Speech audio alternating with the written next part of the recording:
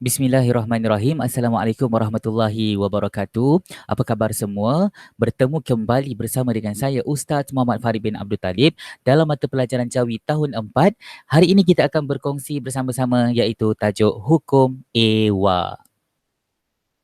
Baik, murid-murid tahun 4 semua boleh buka buku teks Jawi Sukatan Jaiz muka surat 27 di bawah tajuk ketiga iaitu Hukum Ewa. Kalau kita lihat di muka surat ini kita dapat lihat ada beberapa perkataan ada satu perkataan yang menunjukkan kita punya tajuk pada hari ini iaitu sewang. Apa itu sewang? Sewang itu adalah satu tarian Tak silap Ustaz, tarian ini adalah tarian daripada suku kaum asli, orang asli yang ustaz maklum lah. Okey, tapi tak apa. Yang kita nak belajar hari ini adalah hukum ewa. Okey, apa itu hukum ewa? Okey. Kalau kita lihat, hukum ewa ini adalah kata dasar yang mengandungi unsur berbunyi ewa dan berakhir dengan suku kata tertutup dan hendaklah dieja dengan menggunakan huruf alif pada bunyi wa tersebut. Ini pengertian dia ataupun apa yang dimaksudkan dengan hukum ewa. Okey, senangnya macam ni. Hukum ewa mestilah ia kata dasar. Kata dasar tu maknanya kata asal yang mengandungi unsur berbunyi ewa dan berakhir dengan suku kata tertutup. Dan apabila kita jumpa ewa ini, hendaklah kita ejakan ewa itu menggunakan huruf alif pada bunyi wa tersebut. Okey, kenapa macam tu? Jom kita tengok. Baik, di sini ditunjukkan cara mengeja perkataan hukum ewa. Okey, kat sini ada 3 kotak. Okey, 3 kotak, 3 kolom. Okey, kolom yang pertama ni dia kata suku kata pertama mestilah bermula dengan i taling. Bila kita kata i taling ni maksudnya bunyi dia mestilah bunyi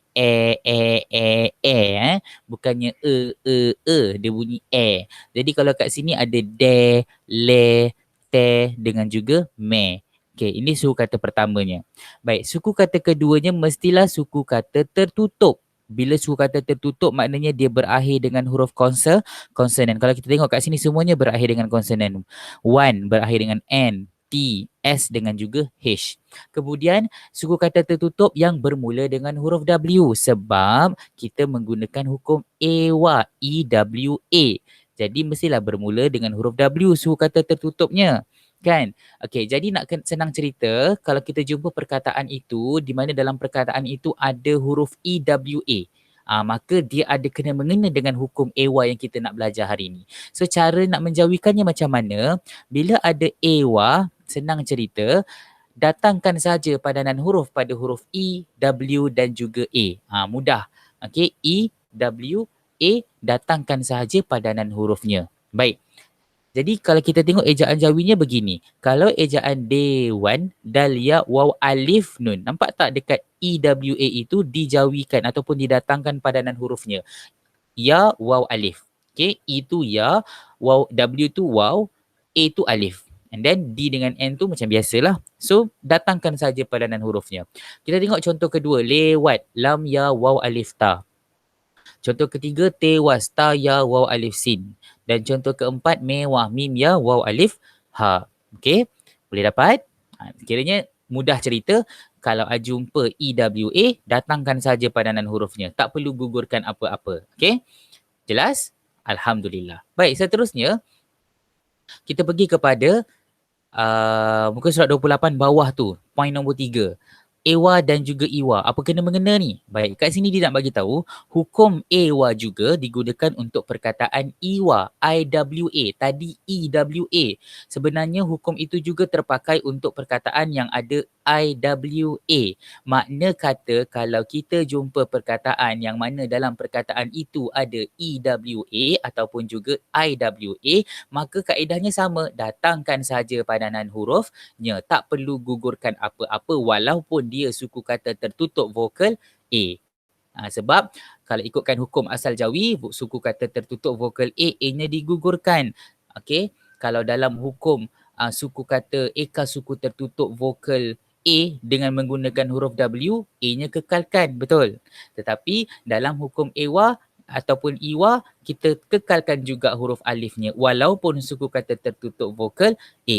Jadi kat sini dia bagi contoh jiwang. Cuba kita perhatikan perkataan jiwang ini, ada IWA dalam perkataan tersebut. Ada huruf IWA. Maka tak payah pining kepala, hanya datangkan sahaja padanan huruf I, W dan juga A dan yang lain-lain itu. So jiwang ejaan dia jim ya waw alif nga. Untuk perkataan kedua iwa I W A K, I ya waw alif kof. Alif ya wai pula. Alif ya waw alif kof dan giwah ga ya waw alif ha. Okey, boleh jelas? Mudah sahaja untuk tajuk ewa dengan iwa ini. Baik. Baik, di sini Ustaz ada satu petikan. Di mana petikan ini kalau ikutkan ada beberapa perkataan yang mengandungi hukum ewa dan juga hukum iwa. Jadi, Ustaz nak minta kamu pausekan video Ustaz ni sekejap. Okey. Dan kamu hendaklah mencari dan menyenaraikan berapa perkataan yang ada dan salin perkataan tersebut yang ada dalam petikan ini yang mengandungi hukum ewa dan juga iwa. Kemudian dah selesai salin, kamu boleh hantarkan jawapan kamu kepada guru mata pelajaran Jawi kamu dan kamu minta bantuan guru tersebut untuk menyemak sama ada betul ataupun tidak. Okey, boleh mula pause sekarang. Dah selesai pause? Baik, kita sambung, kita teruskan. Okay, di sini Ustaz juga ada berikan sedikit latihan ringkas. Ada 10 perkataan yang mengandungi EWA dan juga IWA. Jadi tugasannya adalah jawikan perkataan-perkataan berikut. Jadi mungkin juga murid-murid boleh pause video ini dan salin dalam buku tulis. Kemudian boleh tunjukkan hasil kerja kepada guru mata pelajaran Jawi untuk disemak. Jadi semoga berjaya dan semoga menjawikan dengan baik dan dengan betul.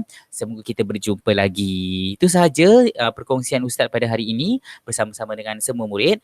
Semoga kita berjumpa di waktu dan di video yang lain bersama dengan saya Ustaz Muhammad Farid bin Abdul Talib. Sekian sahaja daripada saya. Assalamualaikum warahmatullahi wabarakatuh.